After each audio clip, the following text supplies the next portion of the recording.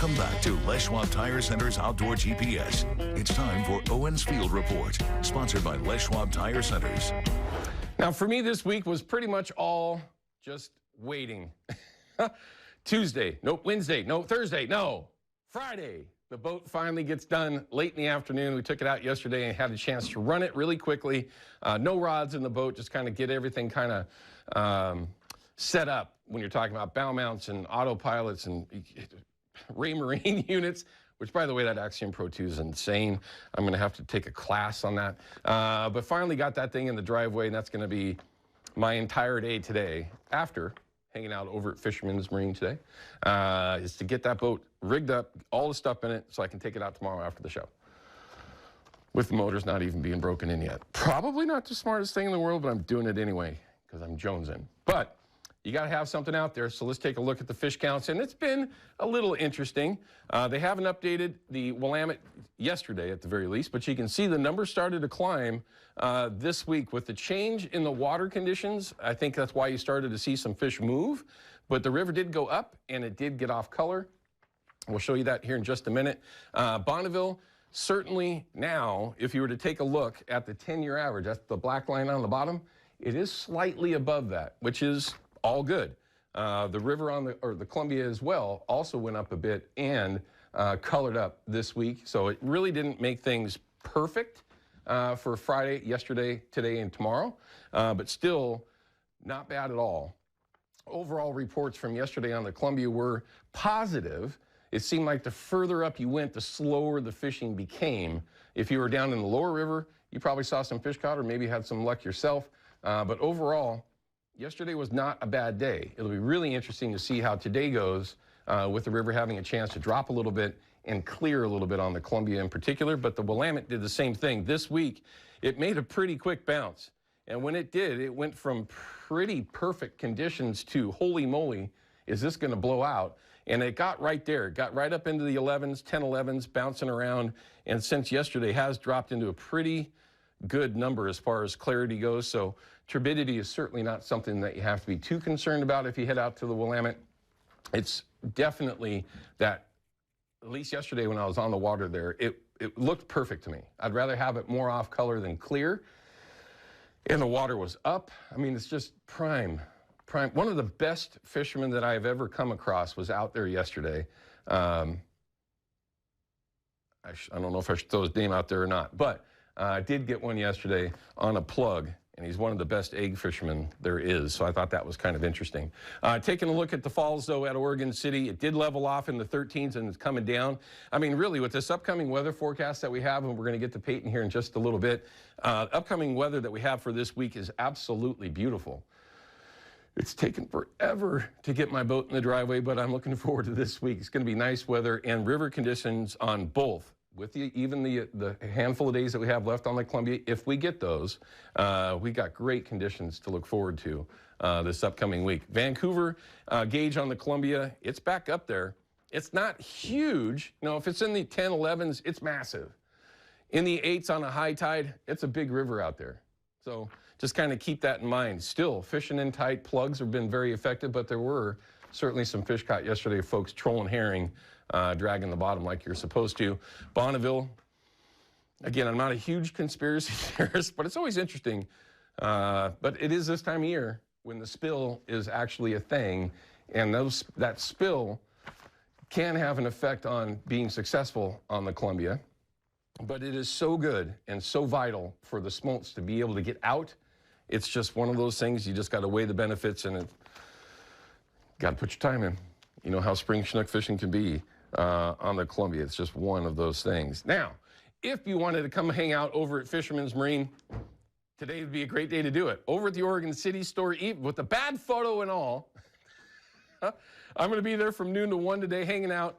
And then I can promise you at 1:05, I'm heading back. I need to get my boat loaded. That's going to take hours. You all know what I'm talking about. But I'll be there from noon to 1 hanging out. And they got a lot going on today at all 3 of their locations. You can also spend some time and learn a little bit today as well. You can have a chance to watch a seminar, hang out with Shane Magnuson from Upper Columbia Guide Service. That's today at 3, and that's over at the Delta Park location. So you can come over And believe it or not, this is kind of a thing. There's going to be people going from all 3 stores today because they got a bunch of different events going on. But at 3 o'clock over at the Delta Park store, you can go hang out with Shane, learn his tactics for chasing spring Chinook, and he's really, really good at it. But you can come hang out with me and then go over there and see Shane at the Delta Park store and have a chance to learn something, because he ain't going to learn nothing from me. I'm just going to be hanging out. Also, coming up is the Youth Outdoors Banquet. I know we mentioned this last week, but this is something that you just have to know. It's on your radar for today. Doors open at 4:30 p.m. It's up there at the Emerald Queen Casino. Where's the time on it? Am I missing it? 4:30. I already said that, didn't I? Anyway, there you go. It's the Western Washington Auction Banquet put on by Youth Outdoors Unlimited. So if you're up north and you want to go hang out with a great organization that does some really, really great things for kids, this is one of them. No question about it. Go hang out. Then, if you want something free, I got a lot of these today. Jason at Procure.com.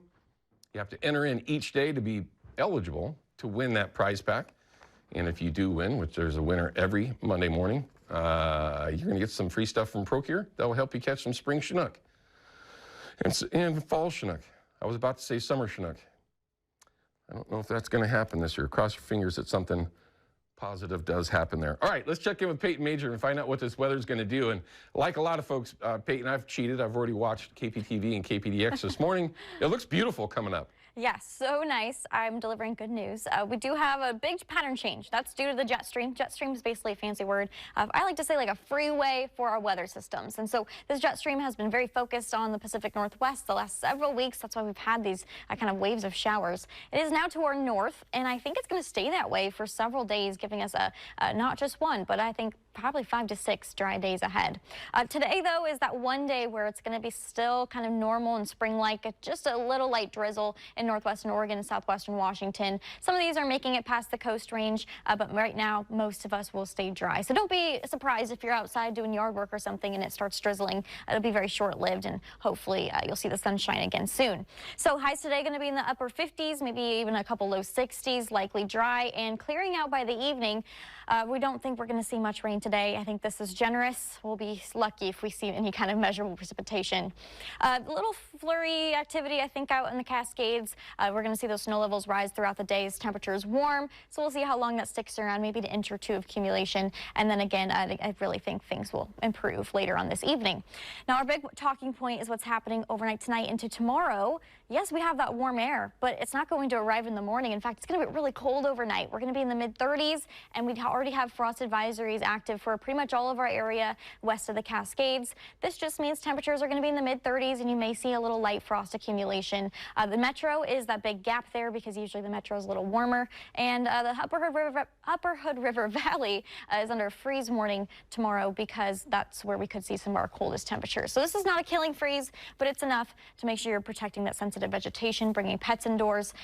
Temperature forecast for tomorrow afternoon, upper 60s, and usually that actually downplays it a little bit. I think we're going to get into the low 70s tomorrow. So that's why I put 71. We're going to be luckily warming up from there. I think Monday is our warmest day, lows staying into the 40s beyond that, so no frost concerns, and I'm not really seeing any rain chances till potentially Easter weekend. So we got several days to get outside, Owen. It looks a little chilly for tomorrow morning, but the rest of it looks gorgeous. Yeah, I know. It's going to be a little shock waking up tomorrow. But no doubt. Peyton, thank you. As always, we appreciate the time. All right, we're going to cut to a break. When we come back, I've got Sarah Moss, also Soren Marino here in the studio. We're going to talk about this USCCA. They have some free training classes that are upcoming. And yes, I said free. This is a great way that you can get yourself some very good training for yourself and your family to help keep you safe. We'll be back in just a couple of minutes. Outdoor GPS is brought to you by P-Line, Because We Fish, by Hawken Fishing, Perfection in Fishing Gear, and by Haxton's Canvas and Upholstery, the trusted name of the Pacific Northwest.